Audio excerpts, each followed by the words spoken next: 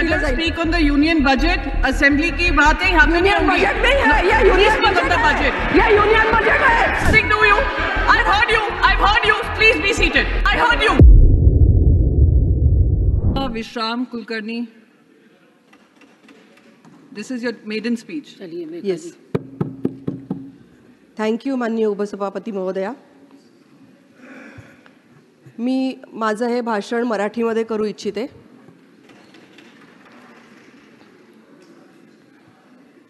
माननीय Narendra Modiji. Now we've called out the other name. We'll call out his name after this. मुझे समझ में आती है मराठी. माननीय प्रधानमंत्री नरेंद्रजी मोदी यांचे तिसऱ्या टर्मबद्दल मी मनापासून अभिनंदन करते. त्याचबरोबर माननीय वित्तमंत्री निर्मलाजी सीतारामन यांचंही मी अभिनंदन करते की त्यांनी अतिशय चांगल्या पद्धतीने हे बजेट या ठिकाणी सादर केलेलं आहे. भारताला विकासाच्या मार्गावर नेण्यासाठी, प्रगतीच्या मार्गावर नेण्यासाठी असं हे बजेट हे नक्कीच देशातल्या सगळ्या राज्यांसाठी पूरक असं कार्य करेल. प्रगतीच्या दृष्टिकोनातून याचा मला विश्वास वाटतो. राष्ट्रपती महोदयांनी आपल्या अभिभाषणामध्ये एक विधान केलं होतं, ये सदी भारत की सदी है. I request everyone on this side to please be silent. Please listen to her maiden speech. Please continue. राष्ट्रपती महोदयांनी आपल्या अभिभाषणामध्ये एक विधान केलं होतं की ये सदी भारत की सदी है. हे वाक्य सार्थ करत यावर्षीचं हे अंदाजपत्रक विकास भी और विरासत भी हा नारा देत देशातल्या सगळ्या राज्यांसाठी भरभक्कम अशी तरतूद कुठल्याही प्रकारचा सापत्न भाव न बाळगता करण्यामध्ये पुढाकार घेऊन यशस्वी झालेला आहे. या विकासामध्ये, देशाच्या विकासामध्ये प्रत्येक राज्याचा सहभाग असतो. मी महाराष्ट्रातून येते. महाराष्ट्र हे अतिशय प्रगतिशील असं राज्य आहे, ज्या राज्यातून छत्रपती शिवाजी महाराजांनी एकेकाळी तत्कालीन मोगलाई सरकारला, हिंदुस्थानाला छळणाऱ्या अशा जुलमी सत्ताधाऱ्यांना त्यांच्या विरुद्ध लढा देऊन हिंदवी स्वराज्य स्थापन केलं. आणि त्यानंतर या स्वराज्याचा झेंडा श्रीमंत बाजीराव पेशवे यांनी अटके पार नेला. त्या महाराष्ट्रातून मी येते. इथल्या मातीने देशाला स्वातंत्र्यवीर सावरकर दिले, लोकमान्य टिळक दिले, अहिल्याबाई होळकर दिल्या, भारतरत्न डॉक्टर बाबासाहेब आंबेडकर हे महाराष्ट्राच्या मातीतून, अशी ही सगळी नररत्ने ज्या मातीने भारताला दिली, अशा महाराष्ट्राचा नक्कीच आपल्या सगळ्यांना अभिमान आहे. आणि या महाराष्ट्रासाठी खूप मोठ्या प्रमाणात तरतूद ही खऱ्या अर्थाने वित्तमंत्री माननीय निर्मलाजी सीतारामन यांनी केलेली आहे. पण ज्यांना कावीळ झाली आहे अशा लोकांना नेहमी पिवळं दिसतं असं आपण म्हणतो. खरं तर दोष त्यांच्या डोळ्यामध्ये असतो, त्यांच्या दृष्टिकोनामध्ये असतो आणि त्यामुळे त्यांना जग पिवळं दिसत असतं. परंतु त्यांनी असा आरोप केला, सन्माननीय या सभागृहाचे एक सभासद आहेत, चॅनेलवर बोलून बोलून ते नेहमी माहिती देत असतात आणि प्रत्येक वेळेला माहिती चुकीची देत असतात. त्यांनी अशा प्रकारे एक अत्यंत वाईट विधान केलं की लोकसभा निकाल पीडित असं हे बजेट आहे. मी त्यांचं नाव घेणार नाही.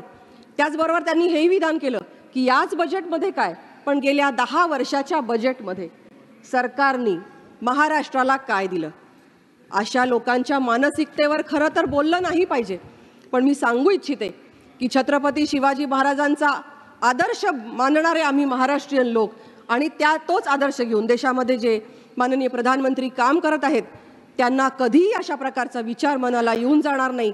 हा विचार फक्त औरंगजेब फॅन क्लब यांनाच येऊ शकतो, हे मला आवर्जून सांगावंसं वाटतं. Madam please speak. मैंने किसी के ऊपर किसी पर्टिकुलर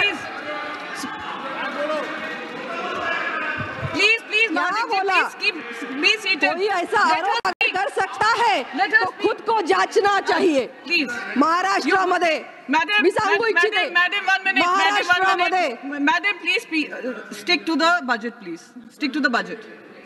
महाराष्ट्रामध्ये 6 लाख कोटींचे पायाभूत प्रकल्प हे महाराष्ट्रासाठी केंद्राने दिलेले आहेत. फक्त रेल्वेचा उल्लेख करू इच्छिते. रेल्वेचा उल्लेखापासून सुरुवात करते. महाराष्ट्रातल्या रेल्वेसाठी रेल्वे मंत्रालयाने जे बजेट दिलं ते 15,940 कोटींचं बजेट आहे. एवढ्या मोठ्या प्रमाणात तरतूद केली.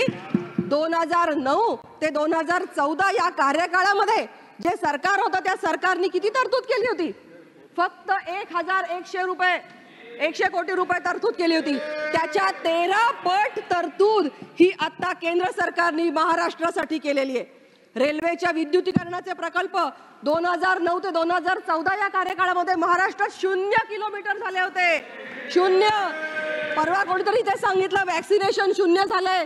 ते 0 नाहीये, हे 0 होतं. पण आता 351 किलोमीटरची विद्युतीकरणाचे प्रकल्प हे राज्यामध्ये चालू आहेत. महाराष्ट्रामध्ये 41 प्रकल्प नव्याने सुरू झालेत. 5,877 किलोमीटर आणि एवढी त्याची लांबी आहे आणि 81,850 कोटी रुपयांचा निधीची तरतूद त्यामध्ये करण्यात आलेली आहे. अमृत भारत स्थानक विकास या योजनेच्या अंतर्गत महाराष्ट्रातल्या 128 स्थानकांचा विकास करण्यात आलेला आहे. पूर्वी जर आपण बघितलं असेल तर रेल्वेने प्रवास करणं म्हणजे नरक यातना होत्या. आता संपूर्ण रेल्वे आणि रेल्वे स्थानकं ही शुद्ध आणि स्वच्छ झालेली आहेत. रेल्वे स्टेशनचा चेहरा मोहरा विमानतळांसारखा बदललेला आहे, हे मला आवर्जून सांगावंसं वाटतंय. रेल्वेचे अंडरपास आणि ओव्हरब्रिजेसची संख्या 921 एवढी आहे. एवढ्या मोठ्या प्रमाणात निधी हा रेल्वेसाठी खर्च झालेला आहे. आता मी विमानतळांची माहिती सांगते. उडान योजना आपण सगळ्यांनी ऐकलं असेल. उडे देश का आम नागरिक. प्रत्येक नागरिकाला अधिकार आहे की आपल्याला लवकरात लवकर पोहोचण्यासाठी, चांगल्यात चांगली सुविधा असण्यासाठी, रोजगारासाठी, व्यवसायासाठी लवकरात लवकर अंतर कापून हव्या त्या डेस्टिनेशनला पोहोचता आलं पाहिजे. यासाठी माननीय प्रधानमंत्री यांच्या नेतृत्वाखाली असलेल्या सरकारने जवळजवळ 83 एवढी नवीन विमानतळांची निर्मिती केलेली आहे आणि महाराष्ट्र त्याच्यापासून वंचित राहिलेला नाही, हे मला आवर्जून सांगावं असं वाटतं. महाराष्ट्राचा जर विचार केला तर शिर्डी असेल, कोल्हापूर असेल, अनेक ठिकाणी नवीन नवीन विमानतळं तयार झाली. त्याचबरोबर पुणे असेल, नागपूर असेल, या विमानतळांचं विस्तारीकरण झालेलं आहे. पुणे शहरात, पुणे जिल्ह्याला लागून असलेल्या पुरंदरमध्ये सुद्धा एक मोठं विमानतळ आता नव्याने तयार होणार आहे. नवी मुंबई या ठिकाणी नवीन विमानतळ तयार होणार आहे. मोठ्या प्रमाणात निधी हा यासाठी केंद्र सरकारच्या माध्यमातून उपलब्ध होत आहे, हे मला आवर्जून सांगावंसं वाटतं. आपण मेट्रोचा विचार करू. आता या ठिकाणी काही जण नाही आहेत. मी पुण्यामधून येते. पुणे शहरामध्ये एक तत्कालीन खासदार होते. त्या खासदारांचं नाव तुम्ही कॉमनवेल्थ युथ घोटाळ्यामध्ये ऐकलं असेल. त्या खासदारांनी दरवेळेला पुण्याला फसवलं. दरवेळेला याचं आश्वासन दिलं की आम्ही मेट्रो आणू, आम्ही मोनोरेल आणू, आम्ही मेट्रो आणू. दरवर्षी निधीची तरतूद करायची, आश्वासनं द्यायची आणि नंतर तोंडाला पानं पुसायची. हे काम त्यांनी केलं आणि त्यामुळे पुण्याच्या वाहतुकीचा पूर्णपणे बट्ट्या बोळ झालेला आहे. हे निस्तरणं केव्हा शक्य झालं, केव्हापासून हे निस्तरायला सुरुवात झाली तर 2014 पासून, ज्या वेळेला केंद्रामध्ये माननीय नरेंद्र मोदी सरकार होतं आणि राज्यामध्ये माननीय देवेंद्रजी फडणवीस यांचं सरकार ज्या वेळेला आलं तेव्हापासून पुणे शहराला त्यांचा चेहरा पुन्हा एकदा गाठून देण्यासाठीचे प्रयत्न हे सुरू झालेले आहेत. पुण्यामध्ये आज मेट्रोचं जाळं तयार होतंय. पुण्यासाठी 814 कोटी रुपयांची तरतूद ही केंद्र शासनाच्या माध्यमातून करण्यात आलेली आहे. मुंबई मेट्रोचा विचार केला तर 1087 एवढ्या कोटींची तरतूद करण्यात आलेली आहे. 2011 पूर्वी 2014 पूर्वी मेट्रोचं जाळं महाराष्ट्रामध्ये फक्त 11 किलोमीटरचं होतं, फक्त 11. आणि आता महाराष्ट्रामध्ये मेट्रोचं जाळं 30 किलोमीटरची लांबी गाठत आहे. मला आवर्जून सांगावं असं वाटतं. नागपूर मेट्रोसाठी 683 कोटीची तरतूद ही केंद्र शासनाच्या माध्यमातून करण्यात आलेली आहे. एकट्या मुंबईमध्ये पायाभूत सुविधांसाठी किती निधी मिळाला एकट्या मुंबईसाठी तर 2 लाख कोटींची तरतूद ही मुंबईसाठी ही करण्यात आलेली आहे. MMR green urban mobility project यासाठी 150 कोटींची तरतूद. मी मुद्दाम आकडे सांगते कारण प्रत्येक वेळेला जायचं, बाहेर जायचं, ज्यांना कावीळ झाली आहे त्यांनी त्यांच्या दृष्टिकोनातून पाहायचं आणि सांगायचं चॅनलवाल्यांना, आणि चॅनलवाल्यांच्या माध्यमातून लोकांची डोकी भडकवायची की महाराष्ट्राला काही दिलं नाही, महाराष्ट्राला काही दिलं नाही. महाराष्ट्राला काय काय दिलंय हे मला आवर्जून सांगायचंय. आणि म्हणून मी सांगते, MMRच्या माध्यमातून 150 कोटी रुपयांची तरतूद. Let me speak. 150 कोटी रुपयांची तरतूद MMR ग्रीन अर्बन मोबिलिटी प्रोजेक्टच्या माध्यमातून दिली आहे. दिल्ली ही देशाची राजधानी आहे, त्याचबरोबर मुंबई ही आर्थिक राजधानी आहे. या दोघांना जोडणारा एक अतिशय भव्य दिव्य असा प्रकल्प दिल्ली मुंबई औद्योगिक कॉरिडॉर याची निर्मिती करण्यासाठी 499 कोटी रुपयांची तरतूद ही केंद्र शासनाच्या माध्यमातून झालेली आहे. MUTP फेज 3 म्हणजे मुंबईच्या आजूबाजूच्या परिघातली जी उपनगरं आहेत, विरार असेल, डहाणू असेल, या उपनगरांना जोडणारा कॉरिडॉर तयार करण्यासाठी 64 किलोमीटरचा कॉरिडॉर तयार करण्यासाठी 908 कोटींची तरतूद ही केंद्र शासनाने केलेली आहे. याची फक्त आता तुम्ही नोंदणी करा आणि बेरीज करा आणि नंतर मला सांगा. मोठे प्रोजेक्ट अजून मोठे प्रोजेक्ट सांगते. ठाणे बोरिवली भारतातील सर्वात मोठं टनेल ठरेल इतका मोठा प्रोजेक्ट करण्यासाठी 16,000 कोटींचा निधी हा केंद्र शासनाच्या माध्यमातून उपलब्ध झालेला आहे. एक अतिशय महत्त्वाकांक्षी प्रकल्प वाढवण पोर्ट प्रकल्प हा एक अतिशय महत्त्वाकांक्षी आणि दूरदर्शी असा प्रकल्प आहे. प्रधानमंत्री गतिशक्ती योजना अंतर्गत आणि सागरमाला योजनेच्या अंतर्गत, एकूण सागरमाला योजनेच्या अंतर्गत महाराष्ट्राला किती निधी मिळाला असेल तर 1,05,000 कोटी रुपये एवढा निधी सागरमाला योजनेच्या अंतर्गत मिळाला. आणि त्यातला वाढवण प्रकल्पासाठी 76,220 कोटींचा, एका प्रकल्पासाठी 76,220 कोटींचा निधी मला नाही वाटत कुठल्या राज्याला मिळाला असेल. एवढा माझ्या राज्याला केंद्र सरकारने दिलेला आहे. मी माननीय प्रधानमंत्री आणि माननीय वित्तमंत्री यांचं मनापासून अभिवादन करते त्यांना आणि मनापासून आभार व्यक्त करते. या प्रकल्पामुळे काय घडणार आहे ते सांगते. हा प्रकल्प पालघर जिल्ह्यामध्ये किनारपट्टीवर आहे. खोल समुद्रामध्ये आज जाऊन तिथे एक बंदर तयार केलं जाणार आहे आणि याचा उपयोग हे देशातलं सगळ्यात मोठं कंटेनर पोर्ट असेल, महाराष्ट्रातलं सगळ्यात मोठं कंटेनर पोर्ट असेल, देशातलंही सगळ्यात मोठं कंटेनर पोर्ट असेल, ज्या ठिकाणी 20 फूट लांबीची 24,000 कंटेनर्सची उलाढाल होत राहणार आहे. इतकं मोठं हे कंटेनर असेल. आणि रोजगार, या ठिकाणी उपलब्ध होणाऱ्या रोजगारांची निर्मिती जी होणार आहे त्याचा क्वांटम किती असेल तर 2 लाख रोजगार या ठिकाणी निर्माण होतील. आज रोजगारांची कमी नाहीये. युवकांना रोजगार करण्यासाठी आकृष्ट केलं जात आहे, परंतु त्यांना फक्त मगाशी कोणीतरी इथे सांगितलं की कॅन्टीन मध्ये नोकरी करण्यासाठी 15 जणांसाठी इतके अर्ज आले. अरे त्या ठिकाणी कशाला, प्रायव्हेट सेक्टरमध्ये किंवा अन्य बाहेर सुद्धा कितीतरी नोकऱ्या उपलब्ध आहेत. युवकांनी फक्त आपली तयारी दाखवली पाहिजे आणि त्या मुद्द्यावर पण मी नंतर बोलणार आहे. तर या ठिकाणी एवढा मोठा प्रोजेक्ट होणार आहे, त्याच्यामुळे रोजगारांची पण निर्मिती होईल, आर्थिक ह्याच्यामध्ये सुद्धा भर पडेल राज्याच्या आणि देशाच्या आणि नागरिकांच्या, ज्या व्यावसायिकांच्या. त्याचबरोबर या ठिकाणी असलेल्या क्षेत्राचा सुद्धा विकास हा मोठ्या प्रमाणात होणार आहे. त्यामुळे या प्रकल्पासाठी सगळ्यांनी सकारात्मक धोरण ठेवलं पाहिजे, एवढं मात्र या ठिकाणी मी सांगते. पुढच्या मुद्द्याकडे येते नदी सुधार योजना. नाग नदी, नागपूरमधल्या नाग नदीचं पुनरुज्जीवन करण्यासाठी 500 कोटीची तरतूद ही केंद्राने केलेली आहे. मुळा मुठा नदी संवर्धनासाठी 690 कोटींची तरतूद. आपण सगळेजण नदीला माता मानतो, नदी पवित्र असली पाहिजे, नदीमधलं पाणी स्वच्छ सुंदर असलं पाहिजे, तिथलं पर्यावरण चांगलं राखलं गेलं पाहिजे, अशी आपली सगळ्यांची भावना असते. पण आजपर्यंत कोणी त्याच्यावर विचार केला नव्हता. तो 2014 पासून माननीय नरेंद्र मोदीजींनी केला आणि तो फक्त काही गंगेपुरता केला नाही, तर तो प्रत्येक जिल्ह्यातल्या प्रत्येक ठिकाणच्या नद्यांसाठी केला. आणि म्हणून माझ्या पुण्यातल्या नद्यांसाठी सुद्धा हा निधी उपलब्ध झाला आहे. याचं मला खूप मनापासून अभिनंदन करावं असं वाटतं आणि आभार मानावे असे वाटतात. प्राथमिक अवस्थेमध्ये STP प्लांट्स बनवणं, सुएज ट्रीटमेंट प्लांट्स, त्याचबरोबर रसायनं नदीमध्ये मिसळली जाऊ नयेत याच्यासाठी प्रयत्न करणं आणि नंतर सौंदर्यीकरण, अशा पद्धतीने हे काम केलं जाणार आहे. अमरावतीमध्ये एक खूप मोठ्या प्रमाणात टेक्स्टाईल पार्क तयार होत आहे, ज्यामुळे 2 लाख लोकांना रोजगार मिळणार आहे. त्याचबरोबर ग्रामीण रस्ते सुधार योजनेच्या अंतर्गत 400 कोटींचा निधी देण्यात आलेला आहे. सर्वसमावेशक विकासासाठी इकॉनॉमिक कॉरिडॉर तयार करण्यासाठी 466 कोटींचा निधी हा मिळालेला आहे. प्रधानमंत्री ग्रामसडक योजनेच्या माध्यमातून किती गावांना जोडलं गेलं असू आपण तर 25,000 गावांना दळणवळणाची साधनं आणि संपर्क तयार केला. माझ्या महाराष्ट्रामध्ये 1821 गावांना संपर्क झाला. कित्येक गावं अशी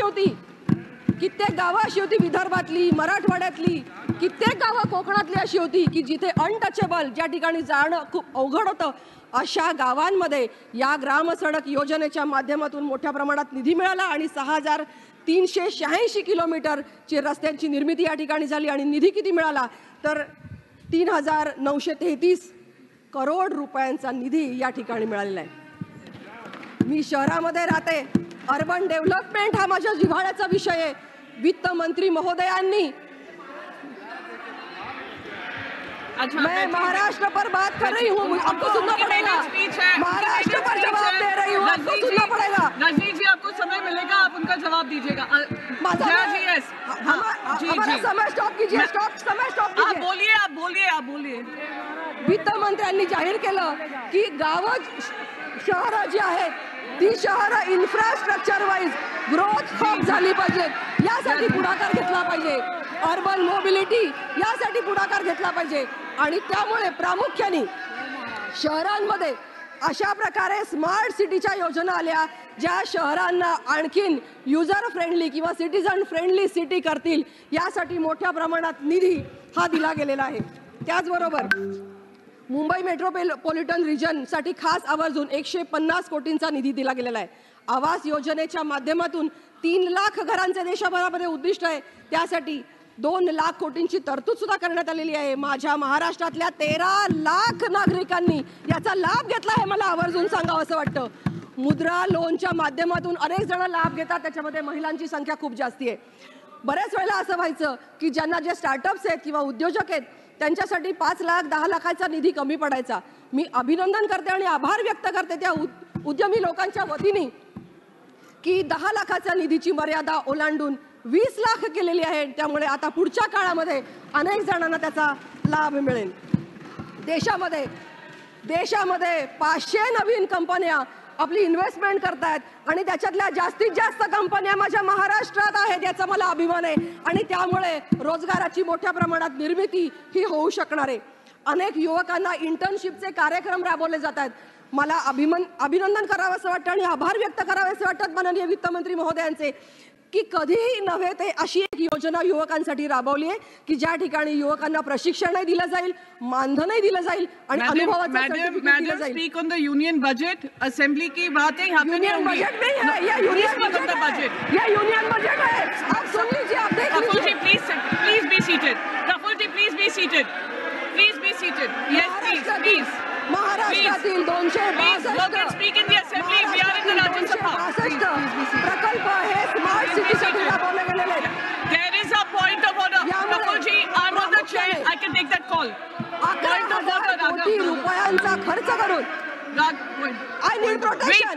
Please be seated. I've been listening to you. I've heard you. Please be seated. I've heard you. Please be seated. I'm on the chair. You cannot disrespect the chair. Please be seated.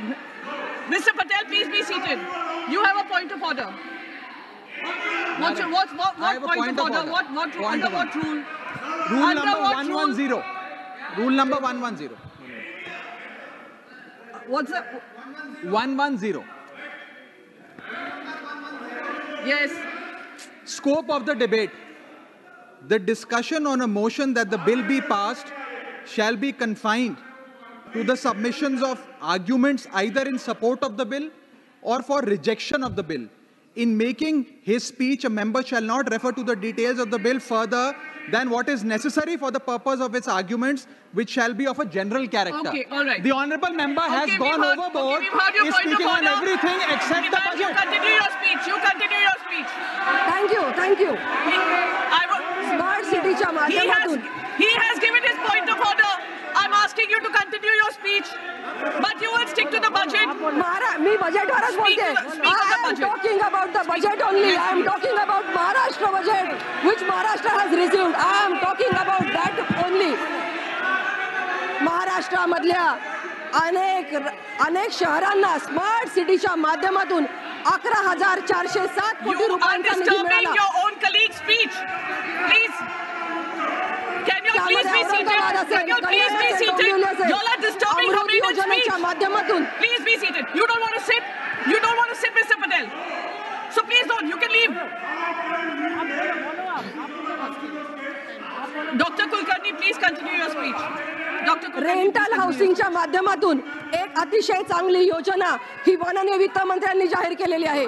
शहरांमध्ये Please be जे seated. कर्मचारी नोकरी करण्यासाठी Please येतात be त्यांचा seated. राहण्याचा प्रश्न उपस्थित होतो, पण त्यांना राहण्यासाठी रेंटल हाऊसिंगच्या माध्यमातून या ठिकाणी सुविधा उपलब्ध करून दिलेली आहे. वर्किंग विमेन्स हॉस्टेल असतील, पाळणा घर असतील, यांच्या माध्यमातून महिलांना प्रोत्साहन दिलेलं आहे. MSMEचा मी आवर्जून उल्लेख करू इच्छिते.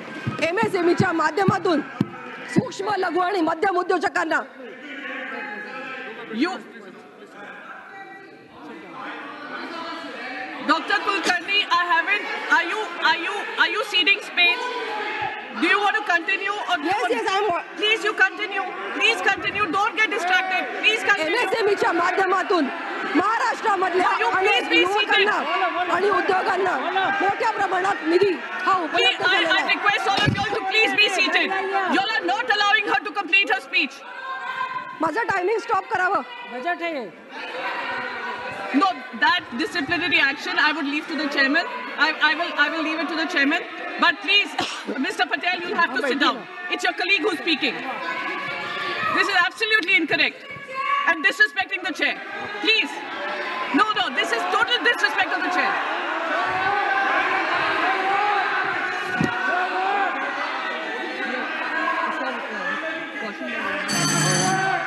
You continue, ma'am. You have just 1 minute. You please conclude now.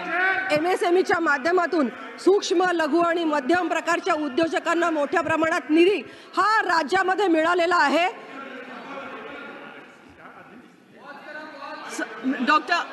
Mr. Patel, I haven't given you the permission. She's speaking. I'm sitting on the chair. Please, you are continuously disrespecting the chair. You're continuously disrespecting the chair.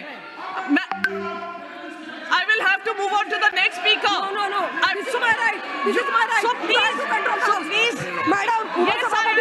please control the house. Seated. I request you all to please be seated. Please be seated. Sushmita, please. Please be seated. Please be seated. Please be seated. Please. Dr. Kulkarni, you have 54 seconds. Either you conclude the speech. You will have to. You all will have to stop. Mr. Patel, you'll have to be seated. Control everybody. You continue. इंद्रधनुष्य योजनेच्या माध्यमातून अनेक महिलांना vaccination मिळालंय. काल इथे एक जण भाषण करत होते की वॅक्सिनेशन कोणालाच दिलेलं नाहीये. मला आश्चर्य वाटतं अशा प्रकारचा डेटा यांना कोण देतं. वॅक्सिनेशन मिळालेले महाराष्ट्रातले जे लोक आहेत, फक्त बालकांचा उल्लेख करते, 10 लाख बालकांना वॅक्सिनेशन मिळालंय. 1 लाखापेक्षा जास्त महिलांना वॅक्सिनेशन मिळाले. you are constantly disrupting the chair. Vaccination होत असेल तर देशभरामध्ये किती मोठ्या प्रमाणात वॅक्सिनेशन झालं पाहिजे याची कल्पना तुम्हाला मातृयोजनेच्या योजनेच्या माध्यमातून 82,000 महिलांना याचा लाभ मिळालेला आहे. याचा मी आवर्जून यावर्षी उल्लेख करते. पोषण अभियानाच्या माध्यमातून लाभ मिळालेला निधी जो आहे हा 1,700 रुपये 400 करोड रुपये आहे. त्याचबरोबर लाभार्थींची संख्या 68 लाख एवढी आहे. पोषण अभियानामध्ये लाभ मिळालेल्या व्यक्तींची आयुष्यमान भारत योजनेचा लाभ मिळालेला. Please conclude. I'm calling out the next speaker. Your time is up. Madam, please allow me 5 minutes. I'm sorry. Madam, please allow me 5 minutes. Madam, please allow me 5 minutes. I have been disturbed by your... Srimati Rajni Ashok Rao Patil. Srimati Ashok... No, please be seated. Please be seated. Srimati Rajni Patil. Please be seated. आदरणीय महोदया, Sir, 1 second. Sir, 1 second. I'll call you, sir. I'll call you, sir. I'll call you. Sir. Sir. आदरणीय महोदया, 5 minutes time. Okay. Srimati. आदरणीय महोदया, No, you have to sit down. They are giving her another 5 minutes. And sir, and I would request you, sir, I would request you that there can be no further disturbance. And there can be no further disturbance from your side. All the disturbance is coming from your side.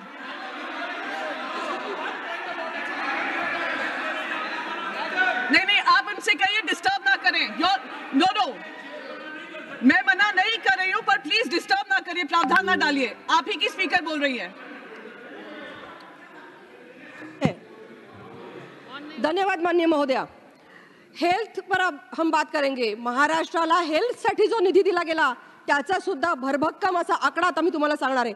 National health मिशनच्या माध्यमातून, मग ते national rural health mission असू देत, national urban health mission असू देत, याच्या माध्यमातून 1532 कोटींचा निधी हा महाराष्ट्राला दिला गेलेला आहे. या वर्षीचा निधी हा या वर्षीचा निधी आहे, फक्त या वर्षीचा निधी. 2014 पासून आतापर्यंत जवळजवळ 1,61,088 करोड रुपये आतापर्यंत नॅशनल हेल्थ मिशनच्या माध्यमातून हे दिले गेलेले आहेत. स्वास्थ्य सुरक्षा योजनेच्या माध्यमातून अनेक योजना राबवल्या गेल्या. त्याच्यामध्ये एम्सची निर्मिती असेल, मेडिकल कॉलेजचं अपग्रेडेशन असेल. मेडिकल कॉलेजमध्ये 6 मेडिकल कॉलेजचं अपग्रेडेशन करण्यासाठी मोठ्या प्रमाणात निधी जो मंजूर केला आहे त्याचा आकडा आहे 1577 कोटी रुपये. नागपूरमध्ये एम्सची निर्मिती होते आणि 960 बेडचं हॉस्पिटल त्या ठिकाणी निर्माण होते. 11,000 प्राथमिक आरोग्य केंद्रांसाठी निधी दिला गेला. त्याचबरोबर 587 एवढ्या जनऔषधी केंद्रांसाठी निधी दिला गेला. निधी दिला नाही यांना पहिल्यांदा हेल्थ मिशनच्या माध्यमातून तपासलं पाहिजे. यांची कावीळ पहिल्यांदा बरी करण्याची आवश्यकता आहे. इंद्रधनुष्य योजनेच्या माध्यमातून वॅक्सिनेशन आणि डाएटच्या माध्यमातून जे काम केलं गेलं त्याच्यात लहान बालकं आणि गर्भवती महिलांसाठी, त्याचबरोबर स्तनदा मातांसाठी खूप मोठ्या प्रमाणात पुण्याचं आणि पूरक असं काम केलं गेलं आहे. 10 लाख बालकं याचे लाभार्थी आहेत आणि 1,24,000 पेक्षा जास्त लाभार्थी या महिला आहेत. एवढ्या मोठ्या प्रमाणात लाभ या महिलांना मिळालेला आहे.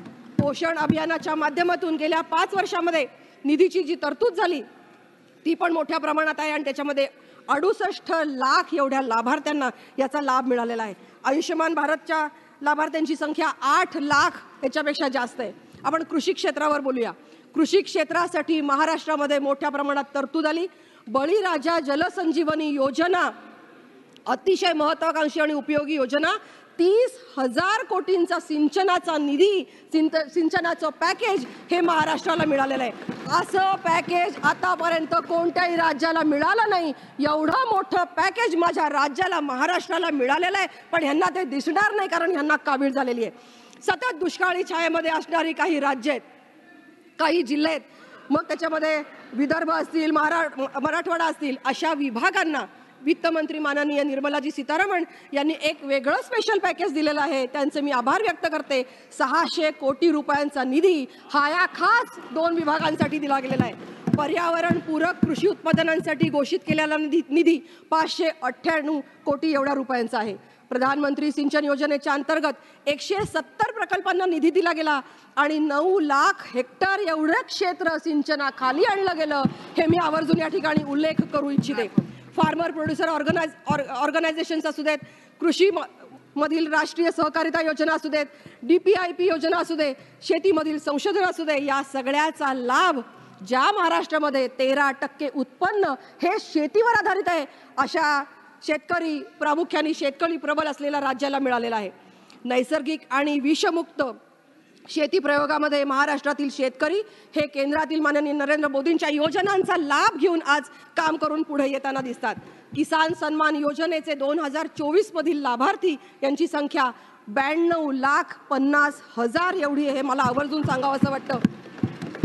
आणि आजपर्यंत 2014 पासून आजपर्यंत 29,959 कोटी 29,959 कोटी एवढा निधी, करोड रुपये एवढा निधी, 29,959 कोटी एवढा निधी हा राज्याला मिळालेला आहे. हा निधी कमी नाही आहे. फसल विमा योजनेच्या माध्यमातून 1,14,00,000 फसल विमा योजनेच्या माध्यमातून 1,14,00,000 एवढ्या लोकांना त्याचा फायदा मिळवून देणारं असं हे राज्य आहे. Dr. Kulkarni, please conclude. You have only 20 You have seconds. given me 5 minutes extra. No, it- 5 minutes extra. It has not madam. completed. 20 seconds left. Yes yes. Deendayal Upadhyay कौशल्य विकास योजनेच्या माध्यमातून आपण तसेच से प्रधानमंत्री permission ले कौशल्य विकास योजनेच्या माध्यमातून अनेकांना लाभ मिळालाय. 12,86,095 जणांनी याच्यामधून प्रशिक्षण घेतल्याचं आपल्या लक्षात येईल आणि त्याच्यातल्या अनेकांना रोजगार सुद्धा मिळालेले आहेत, पण यांना ते दिसणार नाही कारण यांना कावीळ झालेली आहे. विश्वकर्मा Ma'am, I योजनेच्या request you to माध्यमातून conclude. Your time is up now. Vishwakarma योजनेच्या Your time is up, माध्यमातून ma'am. Please be अनेक seated. I'll have 12 to call the next बलुतेदार speaker. ज्यांना आपण 18 I'll have to प्रकारचे call the next व्यावसायिक speaker. म्हणतो अशा 18 प्रकारच्या श्रीमती व्यावसायिकांना रजनी अशोकराव पाटील. स्वनिधी योजना Rajni Ashokrao Patil. धन्यवाद मॅडम.